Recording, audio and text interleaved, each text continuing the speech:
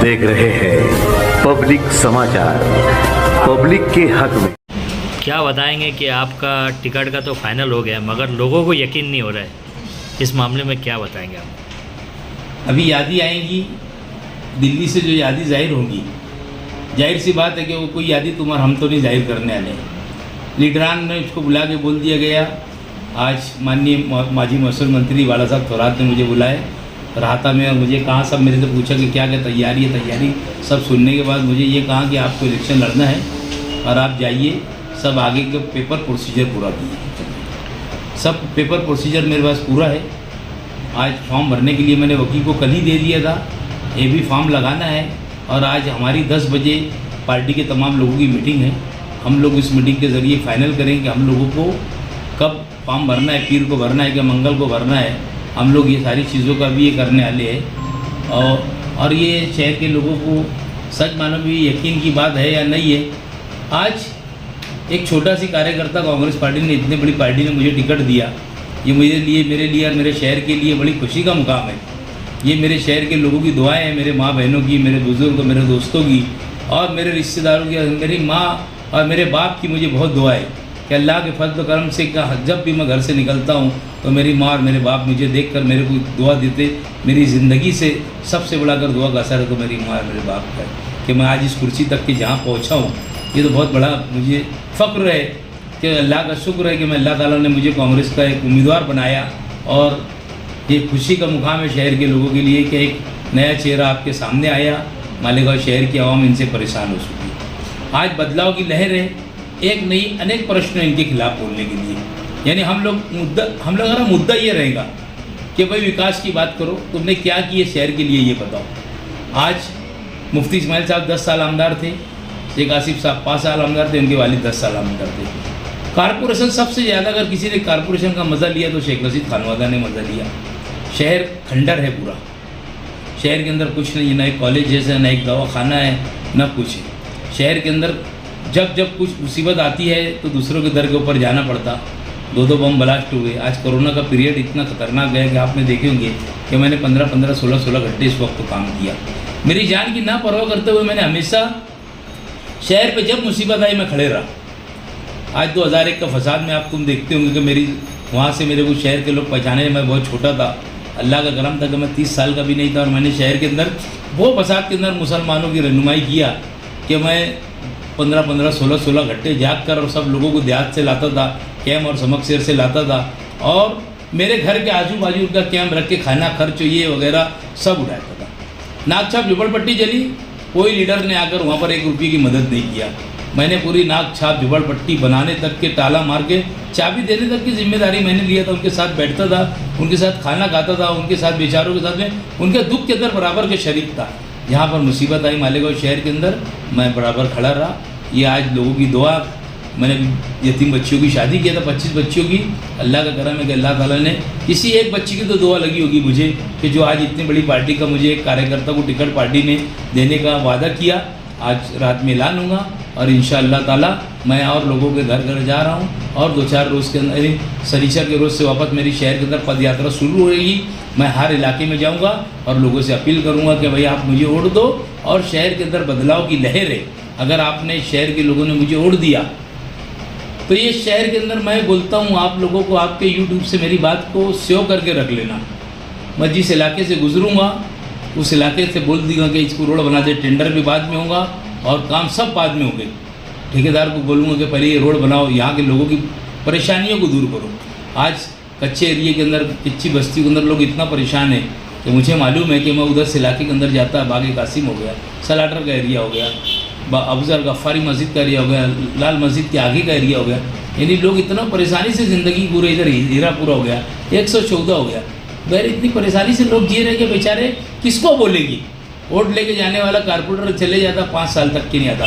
लीडरान आते 5 साल में असम्बली की वोट लेके चले जाती। उसके बाद कोई तरीके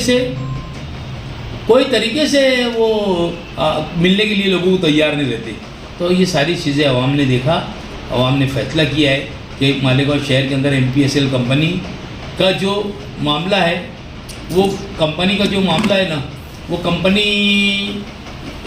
कंपनी की वजह से इनको लोग घर भेज देंगे। आप समझ लो मेरी बात को, मैं जो बात बोल रहा हूँ, क्योंकि MPSL कंपनी जो आई है जब से पूरा शहर परेशान है। पूरा शहर इतना परेशान है, आपको खुद मालूम है कि 200, 400, 500 रुपया हमारी माँ बहनों का घर का बिल आता था, आज 2-2 हज़ार, 2500, 2200, 1700 रुपया इस तरीके के बिल आ रहे। मगर ये शहर के लीडरान एक लफ्ज़ बोलने के लिए तैयार नहीं है। हमारे शहर के लोगों ने ये तय कर लिया है कि ये खिचड़ी का, बच्चों की खिचड़ी खाने वाले लोगों का, जिन्होंने ये लीडरान यहाँ के बच्चों की जो खिचड़ी खा रहे हैं, इनको इनके बच्चे लोगों की बदुआ लगेगी, इनका हिसाब किताब क्लियर होगा।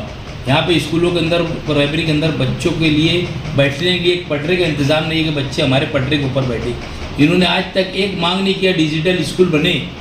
मैंने पीछे दिल्ली को लेटर लिखा, मेरे पास सारे पेपर है कि मालेगांव शहर के अंदर प्राइमरी स्कूल के अंदर डिजिटल बनना चाहिए।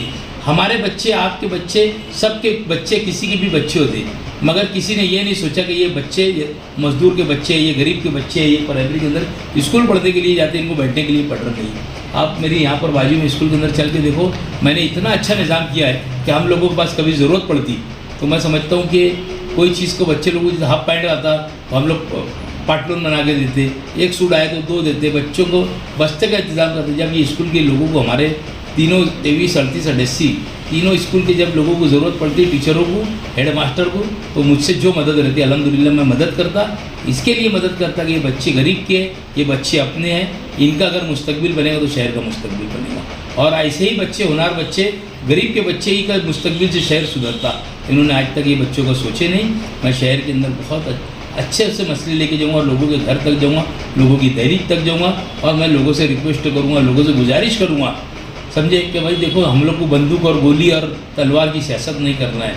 शहर के अंदर नशा कौन करता, कौन करवाता, 12 नवंबर का फसाद कौन करवाना चाहता था शहर के अंदर, ये सारी बातें स्टेज से लोगों को बताने की ज़रूरत है और लोगों को मालूम है। क्योंकि 12 नवंबर का मामला हुजूर की शान में गुस्ताखी हुई थी, उसके लिए था, कोई अपना प्राइवेट किसी ने जुलूस नहीं निकाला था। बहरहाल करने वालों ने करवा दिए, आमदार साहब ने भी उसको कोई तरीके से कुछ नहीं किया और पूरा शहर का मुस्तकबिल इन्होंने ख़राब कर दिया। साल भर लोग सलाखों के पीछे थे। ये सारी चीज़ को लेकर हम आवाम की बीच चाहिए। अच्छा, आपका टिकट फाइनल हो चुका है, समाजवादी का फिर क्या होगा? समाजवादी हमारी सहयोगी पार्टी है। मैंने इसके पहले भी कहा था और आज भी कह रहा हूँ, हम लोगों की बात थी कि जिसको टिकट मिलेगा हम मिलजुल कर लड़ेंगे। अगर उनको टिकट मिलता तो मैं बाकायदा उनके साथ में रहता था और उनका काम करता था। ये मेरी अपनी ख्वाहिश थी।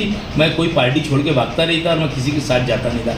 मुझे तो बहुत लोगों ने बोले कि यार हमारे साथ आ जाओ, तुम बैठ के बात करो, तुमको महापौर दे देंगे, बनेंगे।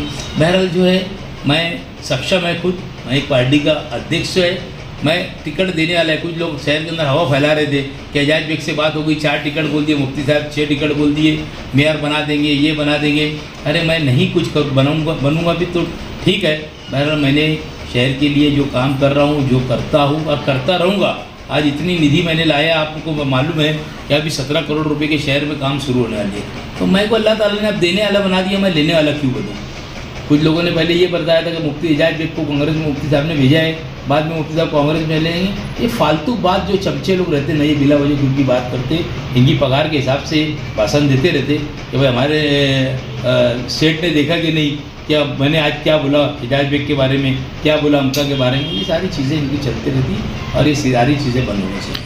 फिर भी समाजवादी वालों को यकीन नहीं हो रहा है अभी तक। उनकी जल्द से जल्द उनकी मेहनत जारी है, इसके पर क्या हुआ? देखो, अलायंस के अंदर है, अब अलायंस के लोगों ने ऊपर से फैसला किया, फैसला करने वाला तो मैं नहीं होता।